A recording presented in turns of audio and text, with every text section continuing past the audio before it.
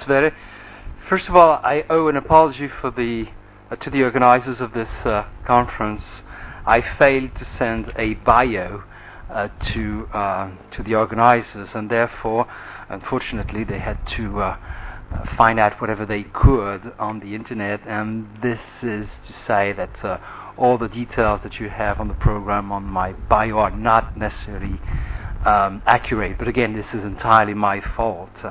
Okay, let me tackle the subject of painting with a very broad brush the current nuclear landscape and the changes in arsenals and doctrines, which is the topic I was asked to tackle.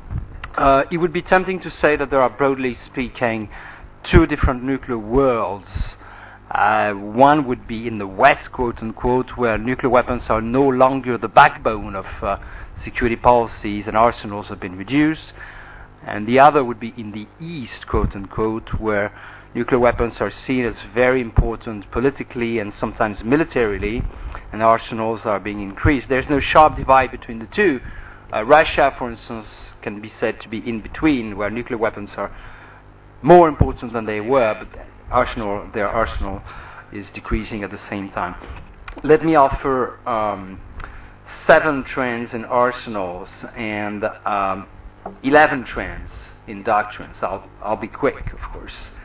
11 trends is way too many. I should have tried to reduce this. Nobody should ever say, I'm going to offer 11 trends. The dominant trend for nuclear arsenal is, from my point of view, a continued modernization. One, the global nuclear stockpile has been considerably reduced. That decrease may probably slow down in the coming years.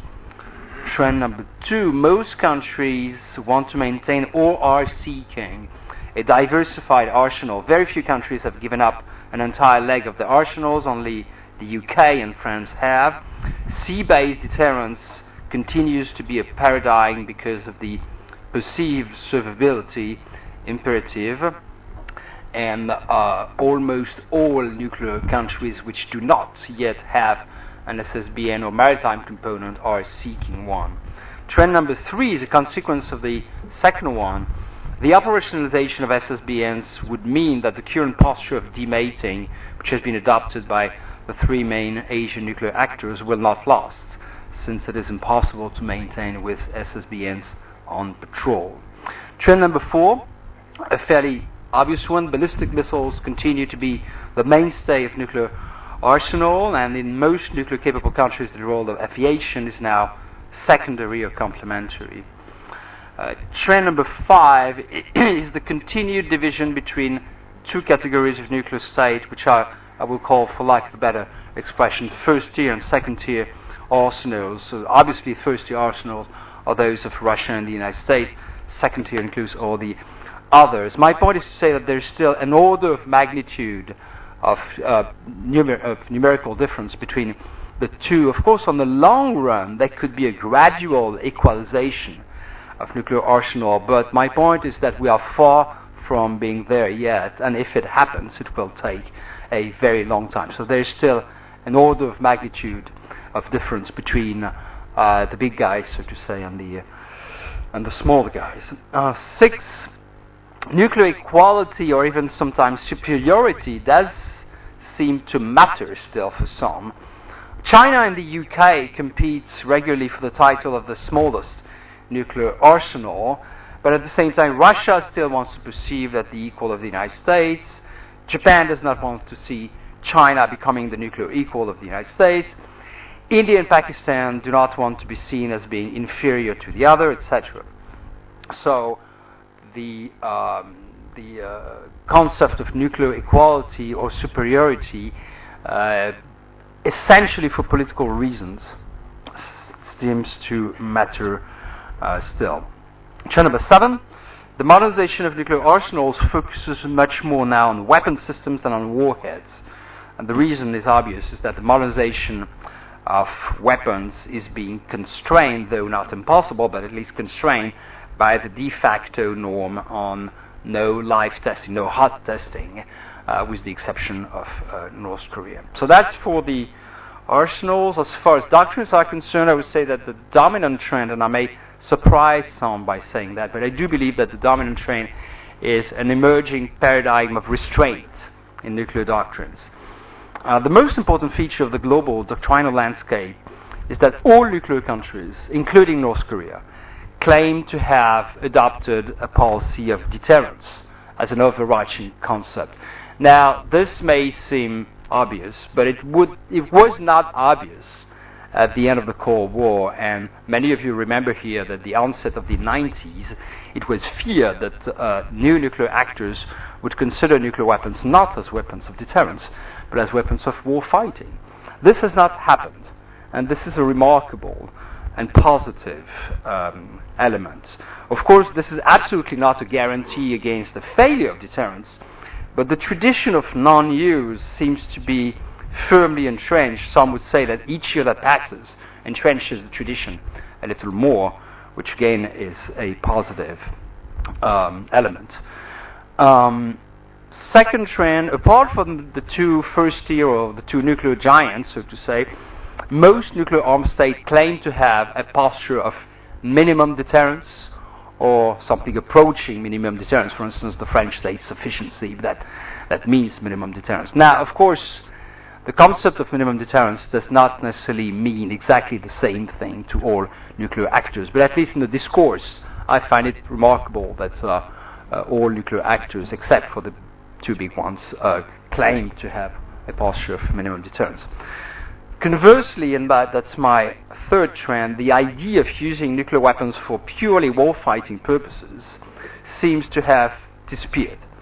The concept of nuclear deterrence by denial still retains some credibility among some nuclear possessors.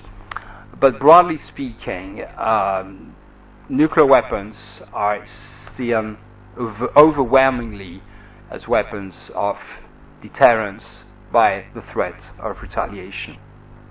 Trend number 4 is that the growing precision of weapon systems has allowed for changes in targeting policies. It is believed in particular that Western countries do not target populations per se, for instance. Things are less clear for other countries. Not all countries, most countries are not very transparent about their targeting policies, but I do think that there's a general trend which is that a reduction in yield in weapon system, as a reduction in yield in weapons, is a general trend as weapon systems become more accurate. Trend number 5, while it is commonplace to suggest that the scope of Western and perhaps other nuclear doctrines have tended over the past 25 years to, quote, enlarge to so-called new threats, although I don't know why they still call them new threats. They've been new for a long time. I think there's actually no solid evidence that the nuclear threshold has been lowered in reality, in the real world, in such countries. I have some questions, however, and I have a question in particular regarding this country, regarding India. I mean, India is the only nuclear state, to the best of my knowledge, which states officially that the adversary would face nuclear retaliation in case of a strike against its forces. And this, for me, raises questions in the sense that India claims to have a fairly high nuclear threshold, but at the same time it is the only country that says officially, well, a strike against Indian forces would entail a nuclear retaliation. Trend number 6, all nuclear weapons possessors have restrained their nuclear doctrines one way or the other, but to varying degrees. They have done so for non-proliferation reasons or for deterrence credibility reasons. China has apparently the most restrictive declaratory doctrine. Pakistan and France, two very different countries, may have the least restrictive doctrines on paper. The former mostly for strategic reasons, the latter for mostly, well, let's say philosophical reasons. Trend number 7, liberal democracies tend to consider that international law is a constraint for nuclear concepts and nuclear planning. India and France, for instance, were the first two countries to explicitly tie their nuclear deterrence policies to Article 51 of the United Nations Charter. The UK and the US have always been keen to enshrine the principle of proportionality in their nuclear doctrines. These are a few examples. Trend number 8, most nuclear states appear to desire some measure of flexibility in both concepts and planning, but not much is said publicly in that regard in most countries. Against India is an interesting case. It has a detailed and official nuclear doctrine, but does not declare any flexibility in concept and planning, at least publicly. Trend number 9, extended deterrence remains largely an American privilege, so to say, and priority. A privilege in the sense that the US is the only nuclear-armed country which has a clear and open extended nuclear deterrence policy vis-à-vis some of its allies, leaving aside the fact that the UK and France formally say that their nuclear forces play a role in the overall security of the Atlantic Alliance. It is a priority in the sense that the potential threat against protected US allies is seen, rightly or wrongly, as growing, and that extended deterrence continues to be seen as a guarantee against risks of nuclear proliferation. Trend number 10, missile defense and long-range conventional weapons are increasingly part of the global deterrence picture at the strategic level, but more as a complement than as a real substitute to nuclear weapons. Of course, there are varying, diverging views on this, but the overall picture, from my point of view, is that this is today still a complement than a substitute to nuclear deterrence, although, once again, some non-nuclear countries do say that they would like to see these means as alternatives or substitute to nuclear weapons.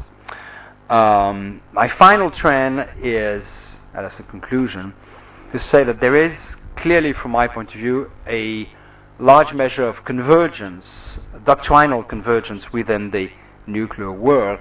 And when one tries to explain or to study this convergence, I would say that the causes of such convergence are multiple.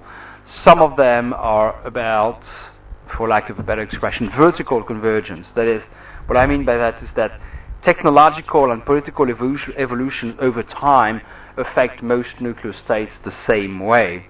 But there is also what I would call horizontal convergence. This is to say that nuclear-armed countries tend to influence each other, although they all claim, of course, to base their concept and policy on purely national thinking and reflection. But the reality is that they do influence each other through dialogues, through mutual learning, and I've always been skeptical in that regard of the idea that South Asia is an exception in this regard. I think that South Asia is part of the same trend. So let me conclude here.